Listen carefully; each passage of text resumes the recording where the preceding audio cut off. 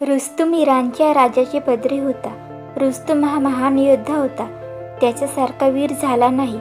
तो बलभीम होता. लोक कौतुकाने म्हणायचे, रुस्तुम मुठीने पर्वताचे चूर्ण करील, रविचंद्र धरून आणील. खरोखरच त्याची शक्ती अचाट होती. सिंहाला तो धरून ठेवी, एक थप्पड मारून त्याची गोगलगाय बनवी. माजलेल्या हत्तीला तो चिची करीत पळून लावी. रुस्तुम इराणचे भूषण होता. तो धिप्पाड पहाडासारखा दिसे. त्याचे ते मासल खांदे, रुंद छाती, पिळदार दंड, भरदार मांड्या पाहून जणू हा मूर्तिमंत सामर्थ्य आहे असे वाटे. द्वंद्व युद्धात त्याच्यासमोर कोणी टिकत नसे. सूर्यासमोर का काजवा टिकेल, सागरापुढे का थिल्लर गरजेल, हंसाबरोबर का कावळा उडेल, असा हा बलभीम रुस्तम राजाचा आवडता होता. त्याला काही कमी नव्हते, परंतु रुस्तम सुखी नव्हता. कोणते होते त्याला दुःख, कोणती होती चिंता. रुस्तम मुलगा नव्हता. आपणाला मुलगा व्हावे असे त्याला फार वाटे. आपल्याला मुलगा झाला तर त्यालाही बलभीम करायचे, अजिंक्य वीर बनवायचे असे तो म्हणे. बऱ्याच वर्षाची रुस्तमची चिंता दूर झाली. तो आनंदी दिसू लागला. त्याच्या पत्नीला काही दिवस गेले, परंतु मुलगा होणार की मुलगी देवाला माहीत. रुस्तमची पत्नी बाळंतपणासाठी माहेरी जाणार होती. पती पत्नी बोलत होती, तुला मुलगा झाला तरच परत ये, मुलगी झाली तर मला तोंड दाखवायला येऊ नकोस. मला मुलगा पाहिजे. माझी परंपरा पुढे चालवणारा मुलगा घेऊन ये. मी त्याला अद्वितीय वीर करीन, महान योद्धा करीन. मुलगा झाला म्हणजे त्याच्या दंडात हात आईत बांध. पित्याच्या प्रेमाची खून समजलीस ना. तुझी मी वाट पाहत बसतो. न आलीस तर समजेल की मुलगीच झाली. मग मीही घरीच राहणार नाही. मी रानावनात निघून जाईल. परंतु मुलगी झाली म्हणून काय झाले? मुलीचा जन्म का वाईट? मुलीच माता होतात, वीरांना जन्म देतात. मुलगी का कमी योग्य त्याची? पत्नीने विचारले. मला वाद करायचं नाही. मला पुत्र हवा आहे. माझ्या मांडीवर मुलगा दे, माझ्या मांडीवर मुलगी नको. समजलीस? असे म्हणून रुस्तम उठून गेला. पत्नी माहेर गेले. जरा उतरवयात बाळपण आलेले. चिंता वाढत होती. आईबाप मुलीची काळजी घेत होते. एके दिवशी पहाटे रुस्तमची पत्नी प्रसूत झाली. तिकडे सूर्य वर आला आणि इकडे बाळ जन्माला आले. या बाळाची कीर्ती का सर्वत्र पसरेल? सूर्याची किरण सर्वत्र आनंद देत जातात, तसे या बाळाचे नाव का जगभर सर्वांना आनंद देत जाईल. मुलगा झाला होता. मातेला अपार आनंद झाला होता. पतीची इच्छा पूर्ण केली असे तिला वाटत होते. तिने त्या बालकाच्या कोवळ्या दंडाला ताईत बांधला व उदंड आयुष्याचा असा आशीर्वाद दिला. तिचे आईबाप मुलगा झाला म्हणून रुस्तमला निरोप पाठवणार होते, परंतु मुलाच्या आईच्या मनात निराळेच विचार आले. ती आपल्या आईबापास म्हणाली, नका कळू मुलगा झाला म्हणून. रुस्तम कठोर आहे, उग्र आहे. तो मुलाला माझ्या जवळून नेईल. आपला मुलगा मोठा वीर व्हावा अशी त्याची इच्छा आहे. तो त्याला लहानपणापासून युद्धकला शिकू लागेल. मुलाने काटक व्हावे म्हणून तो प्रयत्न करेल. मला भय वाटते. रुस्तमची महत्वाकांक्षा, परंतु मुलाची प्राण जायचे एखाद्या वेळेस. त्याला तो रानावनात नेईल. सिंह वाघाजवळ लढायला लावेल. त्याला तलवार, भाला, गद्दा, तोमर वगैरे शिकू लागेल. मला भय वाटते. रुस्तमला काहीच कळवू नका. तो समजेल मुलगी झाली म्हणून. माझं बाळ इकडे वाढू दे. एके दिवशी तो पित्याला मग भेटेल. मुलीचे बोलणे आईबापांना पसंत पडले. रुस्तम वाट पाहत होता. बरेच दिवस झाले. पत्नी मुलाला घेऊन आली नाही. यावर मुलगा नाही झाला असे त्यांनी ताडले. तो खिन्न झाला. तो आपली सर्व शस्त्रविद्या आपल्या मुलाला देणार होता, परंतु आता कोणाला देणार, कोणाला शिकवणार? संसारातील त्याचे लक्ष उडाले. त्याला कशात रस वाटेना. वनात जाऊन राहावे असे त्याने ठरवले. एके दिवशी तो राजाकडे गेला व म्हणाला, राजा, आजपर्यंत तुझी सेवा केली, देशाची कीर्ती जगभर नेली. अजिंक्यवीर म्हणून तुझ्या दरबारात मी राहिलो, परंतु आजपर मला सर्व गोष्टींचा वीट आला आहे. सर्व संघ परित्याग करून रानावनात जाऊन राहावे असे वाटत आहे. मला परवानगी दे. राजा म्हणाला, रुस्तम, तू जात आहेस याचे वाईट वाटते, परंतु तुझ्या इच्छेविरुद्ध तुला ठेवणे बरे नव्हे. त्याचे उपयोगही नाही. मन प्रसन्न असेल तर आपल्या सर्व शक्तींचा उपयोग होतो. जा रुस्तम, तू देशाचे नाव सर्वत्र नेलेस. तू स्वतःचे पवित्र जीवन धन्य केले. जा, परंतु देशाला विसरू नकोस. कधी कठीण काळ आला तर धावून ये. रुस्तम म्हणाला, राजा, देशावर संकट आलेच तर मला कळव, मी येईन. देशाचे ऋण सदैव शिरावर असते. राजधानी सोडून रुस्तम निघाला. सर्वांना वाईट वाटले. रुस्तम एका पहाडात जाऊन राहिला. गुहा आहे त्याचे घर. तो एखाद्या सिंहासारखा वनात संसार करीत राही. झऱ्यांची पाणी पी, झाडांची फळे खाई. आणि इकडे रुस्तमचा मुलगा वाढू लागला. त्याचे नाव सोराब असे होते. सर्वांना तो आवडता होता. आजी आजोबा त्याची लाड करीत. आई त्याला प्रेमाने जवळ घे. सोराब भराभर वाढू लागला. सिंहाचा तो छावा होता. मुलांचा तो मोरख्या होई. सर्वांना तो पराजय करीत असे. कुस्तीत सर्वांना तो चित तो पोहण्यात पटाईत झाला, झाडांवर चढण्यात तो तरबेज झाला. हळूहळू तो सर्व मलविद्या युद्धविद्या शिकू लागला. रुस्तुमचे सामर्थ्य पुत्रात उतरले होते. तो अशी तलवार खेळ जणू ती वीज नाचावी. तो अचूक भाला मारे. गदायुद्धात तो प्रवीण झाला. घोड्यावर बसण्यात तर त्याचं कोणीच हात धरू शकत नव्हतं. एक एवढाही मस्तवाला घोडा आणा. सोराब त्याला रेशमासारखा मऊ करे. त्याची मांडी अढळ होती. 50-60 मैल तो घोड्यावर रपेट मारून यायचा. सोराब अभिनय असा तेजस्वीवीर दिसू लागला. तो अद्याप कोवळा होता. ओठांवर मिसरूड अद्याप फुटायची होती, परंतु हाडपेर मोठे होते. कसा राजबिंडा दिसे. त्याचे डोळे मोठे होते, भुवया कमानदार होत्या. नाक जरा लांबट व मोठे होते. त्याच्या केसांची झुलपे फारच शोभत. सुंदर पोशाख करून तलवार कमरेस लटकावून जेव्हा तो आईसमोर उभा राही, तेव्हा त्याची दृष्ट काढावी असे ते माऊलीला वाटे. एकदा सोराब तरुण मंडळात बसला होता. त्यांची बोलणी चालली होती. बोलता बोलता निराळ्याच गोष्टी निघाल्या. सोराब, तू रे कोणाचा मुलगा? कुठे आहेत तुझे बाबा, तुझी आई व तू येथेच का राहता? काय आहे गोंडबंडा? एकाने विचारले. माझे बाबा मी पाहिले नाहीत, परंतु त्यांची खून माझ्या दंडावर आहे. त्याने दिलेलं ताईत दंडावर आहे. कुठेतरी माझे बाबा आहेत. हो, असलेच पाहिजे, सोराब म्हणाला. मग का जात नाही बापाला भेटायला? लोक नाना शंका घेतात. जा पितेचा शोध कर. आईला त्यांची भेट करव. खरा पुत्र असशील तर पुत्र धर्म पाळ, मित्र म्हणाले. सोराब अस्वस्थ झाला. तो एकटाच दूर हिंडत गेला. कुठे असतील माझे बाबा? खरेच कुठे असतील? कुठे त्यांना शोधू? जाऊ का जगभर हिंडत? परंतु आईला वाईट वाटेल. परंतु आईची अब्रू निष्कलंक राहावी, कोणी शंका घेऊ नये म्हणून मला गेले पाहिजे. बाबांना घेऊन आले पाहिजे. कुठेतरी भेटतील माझे बाबा. खरी तळमळ असेल तर काही इच्छा पूर्ण होणार नाही. तो आज उशिरा घरी आला. आई चिंतातूर होती. सोराब आज एकटाच कुठे हिंडत होता? लवकर का नाही घरी आलास? तू माझी आशा, तू माझे प्राण. जरा डोळ्याआड झालास तर प्राण कासावीस होतात. आज असा रे का तुझा चेहरा? हसरा गोड चेहरा का कळवणला? कसली चिंता, कसले दुःख? आई, माझे बाबा कुठे आहेत? मला माहीत नाही. तू आपला माझ्याजवळ राहा. नाही आई, बाबांना भेटायला मी तहानलेलो आहे. कुठे आहेत माझे बाबा? लहानपणापासून मी पाहिले नाही, कधीसुद्धा पाहिले नाही. मला बाबांनी कधी मांडीवर घेतले नाही, मला खेळवलं नाही, माझे मुक्के घेतले नाही. नेहमी तूच घेत असो, कुरवाळत असे. नाहीतर आजी आजोबा घ्यायची. परंतु आज बाबांची तहान मला लागली आहे. अत्पर बाबांचे दर्शन झाल्याशिवाय मी हसणार नाही. आई, मला जाऊ दे. माझ्या जन्मदात्याला शोधू दे. मी बाबांना शोधून आणेल. मला ते भेटतील. हृदयाची खरी इच्छा का अपूर्ण राहील? सोराब, तुझ्या आईला का तू सोडून जाणार? आजी आजोबा म्हातारी झाली होते. ती मेली तर मी कोणाच्या आधारावर राहू? कोणाच्या तोंडाकडे पाहू? तू पितेच्या शोधार्थ जात आहे आणि आईची नाही का तुला काळजी? तुझ्या पित्याला तुझी जरूर नाही. नाहीतर ते येते तुला भेटते. नको जाऊ. आता तू वयात आलास. तू लग्न कर. थोड्या मोठ्यांची मुली सांगून येत आहेत. तुझे रूप सौंदर्य पाहून, तुझे पराक्रम पाहून सारे खुश आहेत. लग्न कर, सुखाचा संसार कर. आईला आनंद दे. सोराब, माझी आई. नाही आई, मी जाणार. माझे बाबा मला भेटल्याशिवाय मला चैन पडणार नाही. तू रडू नको. संसारात इतक्यात पडण्याची मला इच्छा नाही. बाबांना भेटेल, मग संसार. बाबाच माझे लग्न लावतील. बाबा दूर असता का लग्न लावू? पिता परांगदा असता का सुखभुकात राहू?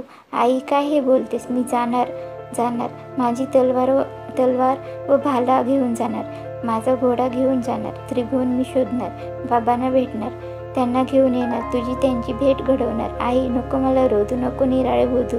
मला निरोप दे, आशीर्वाद दे. नशील ऐकत तर जा. परंतु तुझा पिता तू कसा ओळखशील? दंडावरचं ताईत दाखव, म्हणजे तो तुला ओळखील. हो आई, मी दुर्दैवीच आहे. पतीने त्याग केला आणि पुत्रही आता सोडून जाणार. अशी हमसून ती रडू लागली. सोराबने तिचे समाधान केले. एके दिवशी आपल्या आवडत्या घोड्यावर बसून सोराब पित्याच्या शोधार्थ निघाला. आपला पिता मोठा पराक्रमी आहे असे त्याने ऐकले होते, परंतु कुठे भेटणार? कोठेही शोध लागेना, पत्ता कळेना. राजधानीतील लोक म्हणत. पुष्कळ वर्षापूर्वी तो निघून गेला. त्याचे दर्शन त्यानंतर झाले नाही. सोराब इराण देशभर भटकला. त्याने सारी शहरे पाहिली, सर्वत्र शोध घेतला, परंतु पित्याची माहिती कळेना. आता काय करावे? सोराब संचित झाला. त्याने स्वदेश सोडला. इराण सोडून जवळच्या एका राजाकडे तो गेला. त्या राजाच्या पदरी तो राहिला. सोराबची कीर्ती वाढू लागली. तो शूर व पराक्रमी होता. त्याच्याबरोबर द्वंद्व युद्धात कोणी टिकत नसे. तो अजिंक्य झाला. सोराबची कीर्ती इराणच्या राजाच्या कानावर गेली. दरबारात गोष्टी होऊन लागल्या. पूर्वी रुस्तम होता, त्याने इराणचे नाव राखले, परंतु सोराबला कोण तोंड देणार? हा सोराब नवजवान आहे म्हणतात, 20-25ची वय. अशा तेजस्वी तरुणाशी कोण सामना देणार? उद्या आव्हान द्यावे तर ते कोण घेणार? इराणी दरबारात अशी चर्चा झाली व चिंता वाटे. सोराब ज्या राजाच्या पदरी होता त्याला इराणी राजाचे वैषम्य वाटत होते. इराणी राजाचा पराजय न करता आला तरी नक्षा उतरवावा असे त्याने ठरवले. त्याने आपल्या मुस्यांजवळ बोलणे केले. त्यांनी एक कारस्थान रचले. राजाने सोराबची एके दिवशी खास मुलाखत घेतली.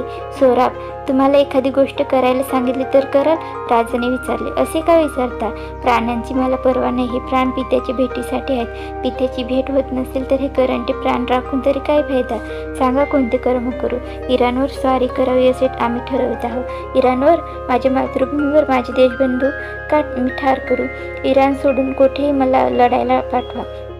सोराब, लढाई नाही करायची, कत्तली नाही करायची. आपण आक्रमणासाठी म्हणून फौज घेऊन जाऊ, परंतु इराणी राजाला निरोप पाठवू. राजा, लाखोंचा संहार कशाला करायचा? तुझ्याकडील एक वीर पाठव, आमच्याकडील एक वीर येईल. द्वंद्व युद्ध होऊ दे. ज्याच्या बाजूचा वीर पडेल त्याचा पराजय झाला असे समजावे. सोराब, चांगले आहे की नाही योजना? आणि तुमचेही काम होईल. रुस्तम असलास तर तो अशा वेळेस लढायला कदाचित येईल. देशाची संकटकाळी तो जिवंत असेल तर धावत आल्याशिवाय राहणार नाही. रुस्तम आला तर तो तुला भेटेल. पिता पुत्रांची भेट होईल. खरे की नाही? होय महाराज, चांगली आहे युक्ती. आणि त्याचप्रमाणे ठरले. इराणच्या राजावर स्वारी करण्याचे निश्चित झाले. फौजा तयार झाल्या. तलवारी खणखणू लागल्या. भाले सरसावले. तंबू, डेरे, राहुटे सारे सामान निघाले. मोठ्या ईर्ष्याने ते प्रचंड सैन्य इराणच्या हद्दीकडे निघाले. इराणच्या राजाला ही गोष्ट कळली. त्यानेही कूच करण्याचे नगारे केले. फौजा सिद्ध झाल्या. मार मरणाची लढाई करण्यास वीर निघाले. ढाली सरसावल्या. भाले चमकले. देशासाठी लढाई होती. प्रत्येक जण घराबाहेर पडला. दोन्ही फौजांची समोरासमोर तळ पडले. एका बाजूला नदी पाहत होती. दोन्ही फौजांच्या मध्ये प्रचंड वाळवंट होते. जिकडे तिकडे डेरे, तंबू, राहुटे, पाले दिसत होते. घोडे खिंकाळत होते. उंट दिसत होते. वीर केव्हा युद्ध सुरू होते याची वाट पाहत होते. तलवारी रक्तासाठी तहानलेले होते. भाले घुसण्यासाठी शिवशिवलेले होते. कोणीच आधी हल्ला करीना. असे किती दिवस चालणार? शेवटी आक्रमण करून येणाऱ्या राजाने एक जासूस पाठवला. त्याच्याबरोबर एक पत्र होते. काय होते या पत्रात? त्या पत्रात द्वंद्व युद्धाची मागणी होती. आमच्याकडील वीर तयार आहे असे त्यात लिहिलेले ते पत्र देऊन जासूस परतला. इराणच्या राजाने बैठक बोलावली. विचार होऊ लागला. लाखो लोक मरण्यापेक्षा द्वंद्व युद्धाने निकाल लागावा हे बरे नाही का? राजाने विचारले. परंतु आपल्याकडे असा अद्वितीय योद्धा आज कोण आहे?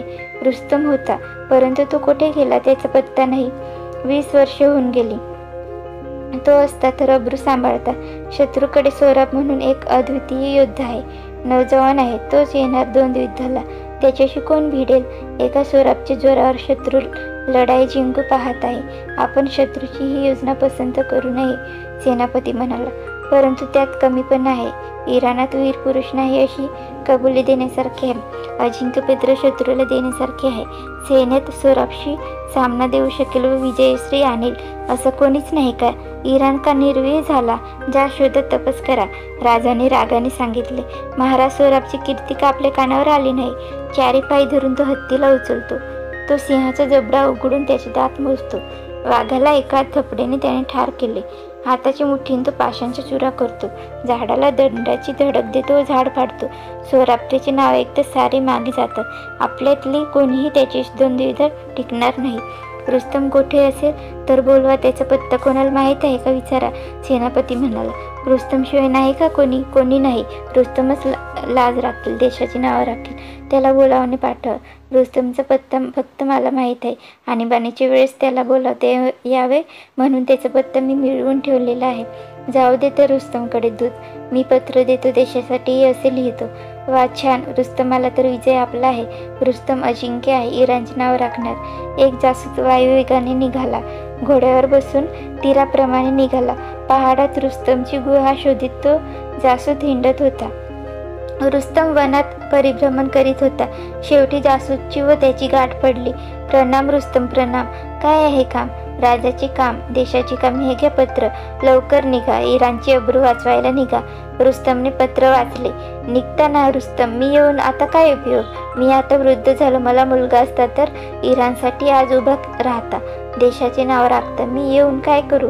केस पहा पिंगट झाले, पांढरे झाले, दंड पहा बारीक झाले, मी कमावलेलं नाव गमवू, अजिंक्य रुस्तमची कीर्ती का कलंकित करू. नाही, मी येणार नाही, जा. रुस्तम, असे करू नका, तुम्ही वृद्ध असलेत म्हणून काय झाले, सिंह वृद्ध झाला तरी हत्तींना मारील, त्यांची गंडस्थळे फोडील, तुमचे दंड म्हणजे लोखंडी आहेत, निघा, इराणची अब्रू धोक्यात आहे, राजाने आग्रहपूर्वक तुम्हाला बोलावले आहे. राजाला आज माझी आठवण झाली.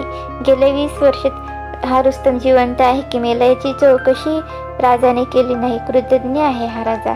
आज कामाच्या वेळी तुला पाठवले, स्वतः का नाही आला. इराणचे नाव तू राख म्हणावे, जा, मी नाही येत. रुस्तम मेला म्हणावे. रुस्तम, तुम्ही थोर आहात, तुम्हाला मी सांगावे असे नाही, राजाची चूक झाली, परंतु राजाच्या चुकीमुळे तुम्ही देशाची मान खाली करणार का.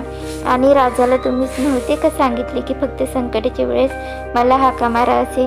रुस्तम, ही रागवण्याची वेळ नाही, निघा, शत्रूने आव्हान दिले आहे ते स्वीकारलेच पाहिजे. ते पहा तुमच्या डोळ्यात पुन्हा तेज येत आहे, ते पहा तुमचे दंड टस्परू लागले, ती पहा तुमची छाती रुंदावली. उठा रुस्तम, उठा, वीर पुरुष तुम्ही. वीराला पाहून वीर स्फुरण चढते. शत्रूकडे सोराब म्हणून एक तिप्पाट नवयुग आहे, सिंहाहून तो शूर आहे, तोच बहुधा तुमच्याबरोबर लढायला येईल. चला, अशी जोड साऱ्या जन्मात तुम्हाला मिळाली नसेल. ह्या नववीराबरोबर लढा. इराणी विरुद्ध झाला तरी अजिंक्य असतो असे दाखवा. चला, निघा, सारे वाट पाहत आहेत, सर्वांची तोंडे उतरली आहेत, राजा संसित आहे. तुम्ही आले तर सर्वांमध्ये चैतन्य येईल, सर्वांना हुशारी वाटेल. स्वदेशाची तुम्हाला दया नाही येत, मातृभूमीचा अभिमान नाही तुम्हाला वाटत. रानावनात राहून तुमचे हृदय का दगडासारखे झाले, भावनांचे झरे का सारे सुकले, सारे उदत्त गेली. रुस्तम, उठा, स्वदेश हाक मारित आहे. रुस्तम विरघळला. तो धिप्पाड पुरुष निघाला. रानावनात राहिल्यामुळे त्याचा चेहरा राकट व उग्र दिसत होता. जासुदाबरोबर तो निघाला. राजाचे दूत वाटच पाहत होते. त्यांची वार्ता आणली की रुस्तम येत आहे. राजासमोर गेला. रुस्तमला त्याने आदराने आणले. रुस्तम, देशाचे नाव राखा. वृद्धावस्थेत तुमच्यावर ही जबाबदारी टाकायला आम्हाला संकोच वाटतो, पण उपाय नाही. राजा म्हणाला, मला मुलगा असता तर इराणचे नाव राखता. शत्रूकडील तरुणाशी लढायला इराणमध्ये तरुण असू नयेत ही लाजिरवाणी गोष्ट आहे, परंतु आपण उलट असे दाखवूया की इराणमध्ये वृद्धही शत्रूकडील ताजे दमाच्या तरुणास लोळवतात. रुस्तम, ही चर्चेची वेळ नाही. शत्रूला कळवू ना की आमची तयारी आहे म्हणून, परंतु माझी एक अट आहे, माझे नाव कळवू नका. मी पडलो तर माझ्या नावाची अपकीर्ती नको. मी वृद्ध आहे. रुस्तमच्या नावाला अपयशाचा डाग नाही लागता कामाचा. आमच्याकडचा कोणी एक अनामिक वीर युद्धास येईल असे कळवा.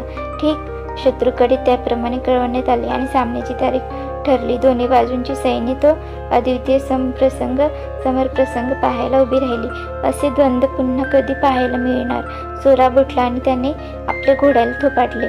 घोड्यावर त्याचे फार प्रेम होते. घोड्याचे नाव वृक्ष असे होते. वृक्ष, आज मी विजयी होऊन येईन का. विजयी होऊन आलो तर तुला पुन्हा भेटेन, पडलो तर शेवटची भेट. वृक्ष, तुला मी बाबांना शोधण्यासाठी फार श्रमवले, खरे ना, क्षमा कर. पितेचे भेटायचे उत्कंठेमुळे तसे हातून घडले असेल. वृक्ष, जर मी विजयी होऊन आलो तर पुन्हा निघू बाबांना शोधायला. हो, कारण या विजयाचा मला काय आनंद. मला एकच गोष्टीचा आनंद आहे. एकच गोष्ट मला हवी आहे. माझे बाबा. मला धन नको, कीर्ती नको, मानसन्मान नको, राज्य नको. माझे बाबा मला हवे आहेत. खरे ना वृक्ष, तू माझे हृदय जाणतोस, माझी भावना ओळखतोस. मी जिवंत परत आलो तर तू आपल्या पाठीवरून पुन्हा मला वायू वेगाने सर्वत्र नाही जातो. हम. वृक्षाचा निरोप घेताना सोराबच्या डोळ्यात पाणी आले. सोराब कोवळा तरुण होता, उदार व दिलदार होता. त्याचे मन अद्याप घट्ट नव्हते झाले, हृदय निष्ठुर नव्हते झाले. त्याची उदार व उदात शौर्य होते. त्याची पराक्रमातही कोवळीक होती, शौर्यात दिलदारी होती. तलवार, भाला, गदा, तोमर घेऊन सोराब निघाला. सर्व शस्त्रांनी सज्ज होऊन निघाला. ढाल घेऊन निघाला. त्याच्या राज्याने त्याला आशीर्वाद दिला. हजारो सैनिकांनी जयघोष केले. नगारा वाजू लागला, शिंगे वाजली. निघाला महावीर द्वंद्व युद्धाला. आणि तो पहा प्रचंड रुस्तम तिकडून येत आहे. तो पहा त्याचा उग्र भीषण राकट चेहरा. त्याच्या जीवनातील सारी कोमलता जणू सुकून गेली आहे.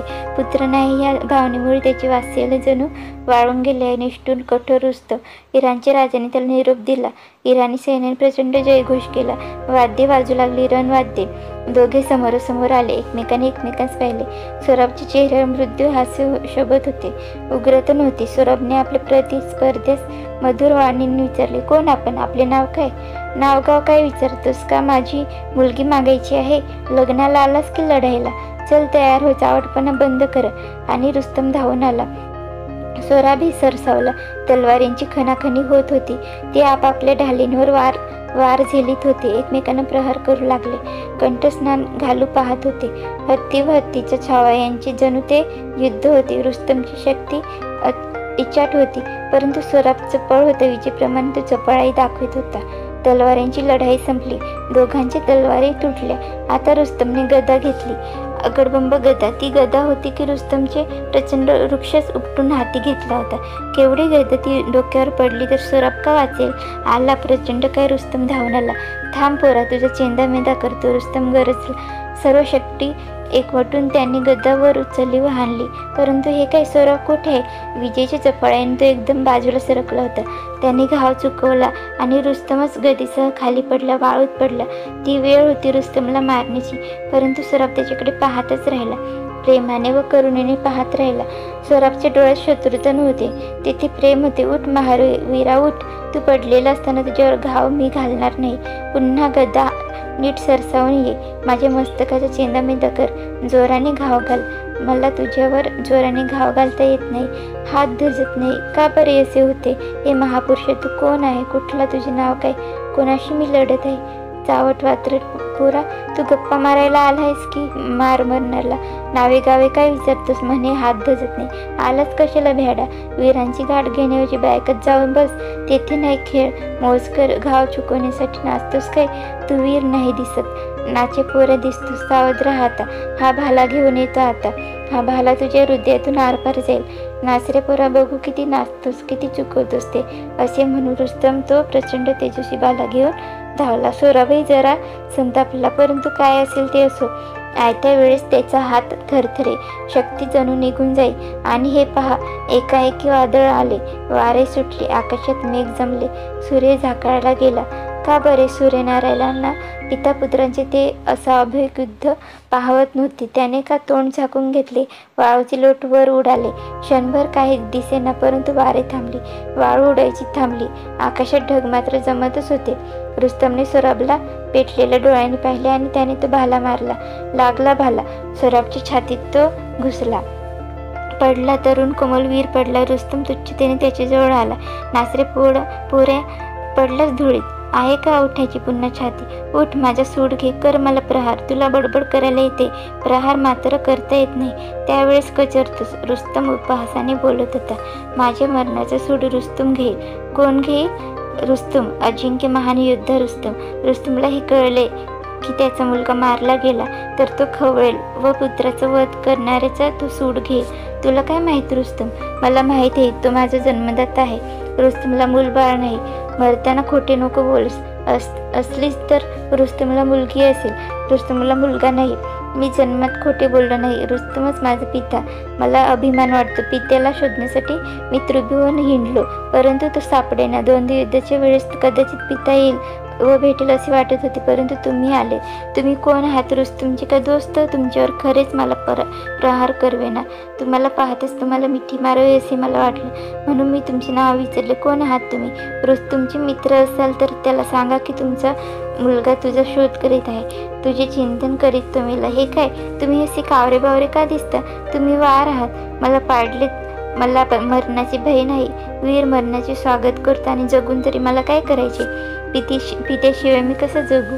मी द्वंद्व आलो तो कीर्तीसाठी नाही. माझे बाबा कदाचित भेटतील म्हणून, परंतु नाही आले बाबा. तुम्ही आले. तुम्ही कोण? खरेच कोण? रडू नका रुस्तमला तुम्ही जाणता, ओळखता? मला भेटायला तेही का तडपडत आहेत? त्यांना आता काय सांगावे म्हणून तुम्हाला वाईट वाटत आहे? रडू नको वीरा, रुस्तमला सांगा की त्याचा पुत्र शुराप्रमाणे लढून मेला. मी रुस्तमला शोभेचं नाही का? तुम्हीच सांगा. तू रुस्तमचा मुलगा, तुझ्याजवळ खून आहे का नाही? आईने दंडात काही बांधले आहे? हो, या दंडात ताईत आहे. तुम्ही जवळ येऊन पहा. आणि रुस्तम सौरभच्या जवळ गेला. त्याने हलक्या हाताने दंडावरचे कपडे दूर करून पाहिले. तो ती खून, त्याने पत्नीजवळ दिलेला तो ताईत. आणि रुस्तम एकदम दुःखाने रडू लागला, पहाड पाझरू लागला. मीच पुत्राला मारले. अरे रे, मुलगा व्हावा म्हणून कोण मला उत्कंठा होती, परंतु तिने मला कळवले नाही. सौरभ, बाळ, अरे रे, कसा रे घाव घातला मी, कसा भाला मारला. बाळ, खरेच तू पित्याला शोभणारा आहेस. खरेच हो, तुझा हात चालत नव्हता. तुझे निर्मळ पवित्र हृदय, त्या हृदयाने आतडे ओळखलेले होते, जन्मदात्याला ओळखले होते, परंतु मी पुत्राला ओळखले नाही. बाळ, तू शूराहून शूर आहे, परंतु आता काय? अरे रे, असे कसे झाले? सौरभ असे म्हणून रुस्तम विलाप करू लागला. बाबा, रडू नका. माझे डोके तुमच्या मांडीवर घ्या. या भाल्याची वेदना सहन नाही होत, परंतु छातीतून तू काढण्यापूर्वी मला पित्याच्या भेटीचे सुख अनुभवू द्या. आयुष्याचा शेवटचा क्षण गोड होऊ दे, कृतार्थ होऊ दे. घ्या माझे डोके मांडीवर, माझ्या तोंडावरून हात फिरवा, माझा मुक्का घ्या. प्रेमाने म्हणा, बाळ सौरभ, रडू नका बाबा. पितृप्रेमाचा आनंद मला चाखवा. तो आनंद शेवटच्या क्षणी तरी मला द्या, पोटभर द्या. वेळ थोडा राहिला आहे. माझ्या आयुष्याच्या वाळूचे कण संपत आले, घटका भरत आले. जग सोडून मी चाललो. या जगात विजेसारखा आलो, वाऱ्यासारखा चाललो, ऐन तारुण्यात चाललो, परंतु जायला होय, एक दिवस मरण आहेच. तुम्ही भेटलेत, माझी आशा सफळ झाली, हृदयाची तळमळ शांत झाली. जे शोधित होतो ते शेवटच्या क्षणाला भेटले. बाबा, आता मला समाधान आहे. आईला भेटा, माझं घोडं वृक्ष, याची काळजी घ्या, थोपटा ना मला. आणि रुस्तमने सौरभचे डोके मांडीवर घेतले, त्याचे केस झाडले, त्याच्या तोंडावरून आपला तो राकट दणकट परंतु आता वात्सल्याने थबथबलेला असा हात फिरवला. त्याने सौरभचा मुका घेतला, मस्तकाचे उघराण केले. पित्याच्या डोळ्यातून अश्रू पुत्राच्या कमलावर पडले. सौरभच्या मुखावर मंद मधुर स्मित होते, कृतार्थतेची, धन्यतेचे ते स्मित होते. बाबा, काढा आता भाला, वेदना सहन नाही करत. तुम्ही भेटले, तुमच्या मांडीवर मरण आले, आनंद असे. सौरभ म्हणाला. रुस्तमने तो भाला काढला आणि एकदम रक्ताचा पूर उसळला. त्या रक्ताबरोबर सौरभचे प्राणही बाहेर पडले आणि आता अंधार पडला. पाऊसही पडू लागला. सैन्य आपापल्या तळावर गेली. नदीला पूर आला, अपरंपार पूर. आकाशात कडकडत होते, मेघ गरजत होते. पंचमहाभूते प्रशुद्ध झाली होती आणि रुस्तम तेथे होता. मांडीवर सौरभ मरून पडला होता. प्रेमळ, शूर, उदार, दिलदार असा सौरभ. ही कथा कशी वाटली ते नक्कीच सांगा आणि अशा नवीन गोष्टी ऐकण्यासाठी चॅनलला सबस्क्राईब करा. धन्यवाद.